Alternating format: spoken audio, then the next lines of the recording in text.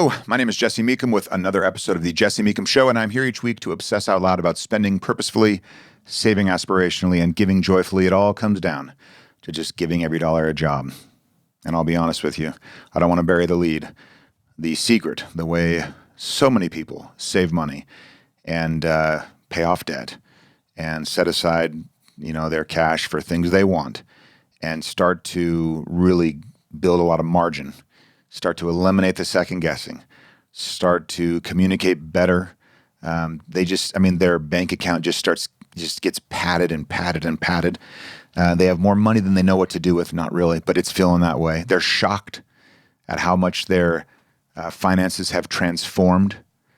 They can't believe how many digits are in the bank account. The bank teller offers them multiple savings accounts to try and spread that money around, but we're wise to that. We know not to take them up on that. All of this has been achieved because this person or this couple or whatever decided they would eat out less. And it pains me to say that the sum of my existence professionally has been to build a framework for decision-making that leads basically everyone to the same conclusion. We sure are eating out a lot. What if we ate out a little less? So to test this, I have two things to share. One, a story back in Manhattan where we lived there for 3 months it was 8 years ago now. And then a story more recently where we went, entirely the other direction. And you get to kind of hear my personal philosophy on eating out. And, let's just dive in. Back in 2017, for the months of November, December, and January, the Meekum household lived up in the Upper West Side of Manhattan. We did it as an experiment, a way just to have fun. And I worked, and we did all the normal touristy things and just got to know the city and loved the experience for our family. We ate out. I went back and looked at it. In those 90 days, we ate out, I believe, it was 140-something establishments. We ate out multiple times per day. And we would do things like get the best sandwich in the financial district and cut it up into literally 8 bites and test it and see how, and then the kids would be like, "Dad, I'm still hungry. If this is lunch, I'm concerned." And I would say, "Don't worry, we're going to go to another place." We wouldn't eat out on Sundays. We would just kind of keep that day truly as a day of rest from all of the eating out. The first place we went was this kind of random burger place, and I had sticker shock. I had never been to Manhattan before, and except like on business super quick.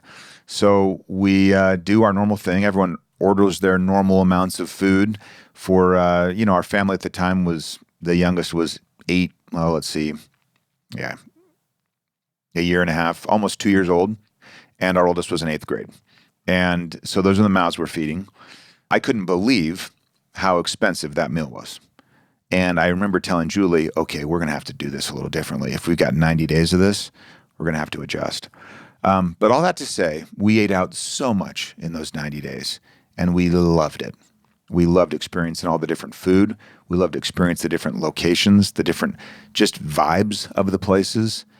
And then we were so excited to come back home and just eat around our table and eat, normal food. Fast forward a couple of years, and COVID might have had something to do with this, but we really started getting tired of eating out. We went from eating out, twice a week to now virtually never. Julie and I may go on a date every other week. It might be where we actually grab some food, but it's just not a thing for us. We did not set out to do this because we're trying to save money. We do this because we find we don't enjoy the experience. So, what am I trying to get at here? 1, examine the experience. Examine the why behind your eating out. Is it for the experience? If it is, figure out what knobs you can turn to really dial up that experience. I would rather skip eating out 9 times and go to a Michelin star place because it's going to be a one-of-a-kind situation. But that's just the way I would go. Other people are like, no, I have my same place. I go there every Tuesday for Tuesday Thai, and that's the way it works. And I order the same thing, and they love it. They love the routine of it. That's fantastic also. But figure out the why behind the eating out. If you look at it and say, oh, this is for time savings, I would love for you to do a little bit of an experiment where you track pretty meticulously how much time you are spending eating out and then how much time you spend when you eat in. And just let me know. If anyone's done any analysis on that, I would love to hear it in the comments, because we find that if it's time savings we're going for, leftovers seem to be the ticket, or just something really, really simple. So for eating out, for me, it is the experience. It's got to be the experience. I want to feel like this is journal worthy. For other people, it's going to be the convenience. They're like, both parents are working. It's tough to cook something. Go for it. That's fine. That's absolutely fine. But just know the why. What happens most of the time, and where I led with this from the beginning, was not that people end up, like, oh my gosh, we've wasted all this money eating out.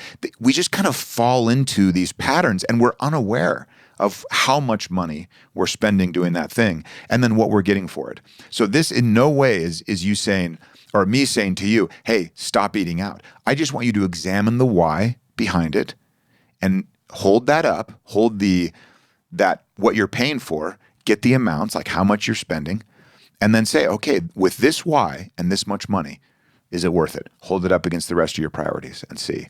What we found, and we eliminated it completely. I don't remember, it was a little more than a year ago, where we said, okay, we're going to do this for a while, just no eating out at all, a little bit of an experiment.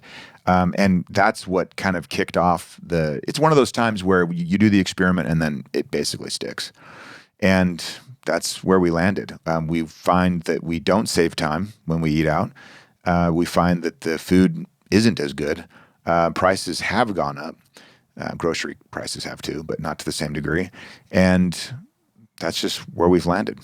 So we eat out very, very, very rarely, and find that, the money is better used elsewhere. So alas, YNAB exists. If you've used the software for any time at all, you've probably found, this kind of shocked me.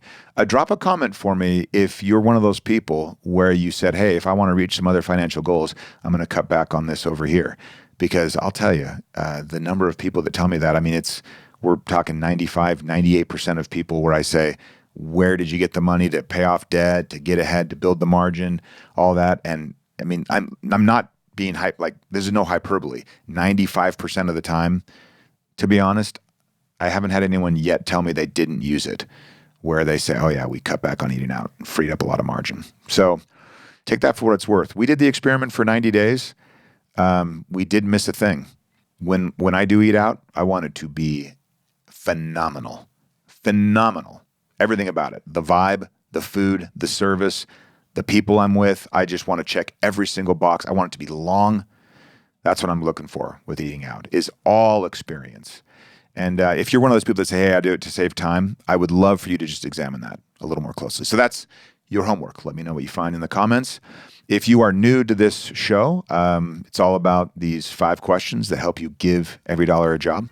And you implement all of that. You answer the 5 questions with our software, ynab.com/Jesse, to get started.